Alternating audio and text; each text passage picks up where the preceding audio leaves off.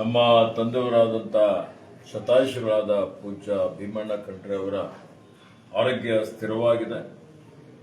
ಕೆಲವರು ಸಾಮಾಜಿಕ ಜಾಲತಾಣಗಳಲ್ಲಿ ಸುಳ್ಳು ಸುದ್ದಿ ಹಬ್ಬಿಸ್ತಾ ಇರ್ತಕ್ಕಂಥದ್ದು ಅಥವಾ ಬರ್ತಾಕಿರ್ತಕ್ಕಂಥದ್ದು, ಇದಕ್ಕೆ ಯಾರೂ ಕಿವಿಗೊಡಬಾರದು ಅಂತೇಳಿ ಹೇಳಿ ಅವರ ಅಭಿಮಾನಿಗಳಿಗೆ ಎಲ್ಲರಿಗೂ ನಾನು ಮನವಿ ಮಾಡ್ತಾ ಇದ್ದೇನೆ. ಅವರಿಗೆ ಒಂದು ವಾರದ ಕೆಳಗಡೆ ಅವರ ವಯೋಸಹಜ ಕಾಯಿಲೆಯಿಂದ ಅವರಿಗೆ ಆಸ್ಪತ್ರೆಯಲ್ಲಿ ದಾಖಲು ಮಾಡಲಾಗಿತ್ತು. ಅದಾದಮೇಲೆ ಸ್ವಲ್ಪ ಅವರ ಆರೋಗ್ಯ ಗಂಭೀರವಾಗಿತ್ತು.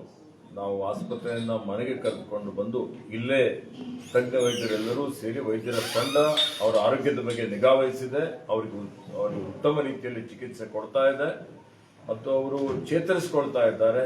ಹೀಗಾಗಿ ನಾನು ಎಲ್ರಿಗೂ ನನ್ನ ಪರವಾಗಿ ವಿನಂತಿ ಮಾಡ್ತಾ ಇದ್ದೇನೆ, ಅವರ ಆರೋಗ್ಯಕ್ಕಾಗಿ ಪ್ರಾರ್ಥನೆ ಮಾಡಬೇಕು ಅಂತ ಹೇಳಿ ವಿನಂತಿ ಮಾಡಿ ಅವರ ಅಭಿಮಾನಿಗಳು ಸಂಯಮದಿಂದಿರಬೇಕು ಅಂತ ಹೇಳಿ ವಿನಂತಿಸುತ್ತಾರೆ. ಇದು ಸಚಿವರಾದ ಈಶ್ವರ್ ಖಂಡ್ರೆ ಅವರ